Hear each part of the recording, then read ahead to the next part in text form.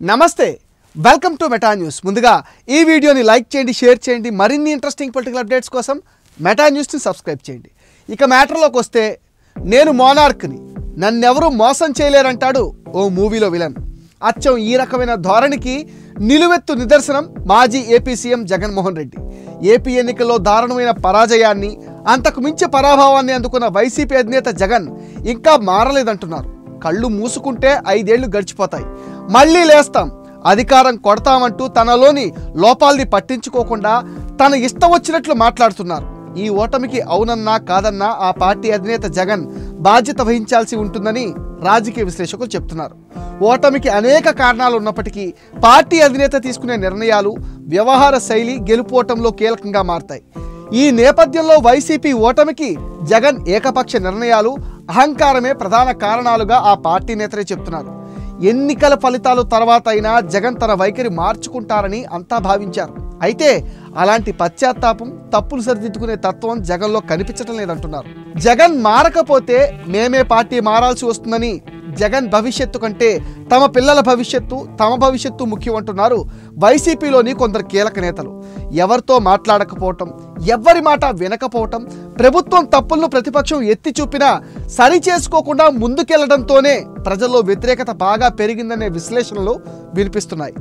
ఈ తరుణంలో పార్టీని ముందుకు నడిపించాలంటే జగన్ కొంత వెనక్కి తగ్గాల్సిన అవసరం ఉందంటున్నారు. ఇటీవల పార్టీ ఎమ్మెల్యేలు, ఎమ్మెల్సీలతో నిర్వహించిన సమావేశంలో జగన్ చేసిన వ్యాఖ్యలను చూశాక ఆయన మారతాడని భావించడం లేదంటున్నారు వైసీపీ నేతలు.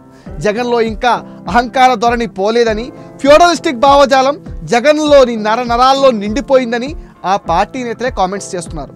ప్రజల విశ్వాసాన్ని ఎందుకు పొందలేకపోయామనే విషయం పైన సమీక్షించుకుని వచ్చే ఎన్నికల్లో పుంజుకుంటామని చెప్పాలి. ప్రజల్ని విమర్శించటం, వారికి శాపనార్థాలు పెట్టడం ఏ విధమైన రాజనీతి అని రాజకీయ విశ్లేషకులే ప్రశ్నిస్తున్నారు. గతంలో ఎన్నడూ లేని విధంగా ప్రజలు పూర్తి మద్దతు పొందిన ప్రభుత్వం పైన మొదటి రోజు నుంచే విమర్శలు చేయడం చూస్తే ఎన్నికల ఫలితాల నుంచి జగన్ ఎలాంటి పాఠాలు నేర్చుకోలేదనే విషయం చాలా స్పష్టంగా అర్థమవుతుంది. శాసనసభలో బలం లేకపోయినా శాసన మండలిలో తమకు ఇంకా బలం ఉందంటూ వ్యాఖ్యానించారు. అంతేకాదు, లోక్సభలో 22 నుంచి 4కి బలం పడిపోయినా మా బలం 15 అని, రాజ్యసభలో తమకు 11 మంది సభ్యుల బలం చూపించి కేంద్ర ప్రభుత్వాన్ని కూడా బ్లాక్మెయిల్ చేస్తున్నారు జగన్. వాస్తవానికి ప్రజలకు సంబంధించిన ఏవైనా చట్టాలు చేయడం లేదా కీలకమైన విధానపరమైన నిర్ణయాలు తీసుకునేది శాసనసభలోనే. ఏదైనా ఒక చట్టానికి సంబంధించి శాసన మండలి ఆమోదించకపోయినా అది చట్టంగా మారే అవకాశం ఉంటుంది. అదే శాసనసభ అనుమతి లేకుండా శాసన మండలి ఎటువంటి చట్టాలు చేయలేదు. అయితే జగన్ మాత్రం ఇంకా తమకు శాసన మండలిలో మద్దతు వైసీపీకి ఉందని, దీంతో మండలిలో ప్రభుత్వాన్ని ఇబ్బంది పెట్టే ప్రయత్నం చేయాలంటూ పరోక్షంగా సంకేతాలు ఇస్తున్నారు. అటు రాజ్యసభలో మేము మద్దతు ఇవ్వకుంటే కేంద్ర ప్రభుత్వానికి ఇబ్బందులు తప్పు అన్నట్లుగా తన వాపుని బలంగా చూపిస్తున్నారు జగన్. అదే నిజమైతే ఒకసారి తన బలాన్ని చూపిస్తే ఏం జరుగుతుందో చూడమంటున్నారు కూటమి నేతలు. జగన్ ప్రతిపక్ష నేతగా కూడా లేని నేటి శాసనసభలో హుందాగా వ్యవహరించి ప్రజల సమస్యలపైన ప్రభుత్వాన్ని నిలదీస్తే ప్రజలే ఆదరిస్తారు.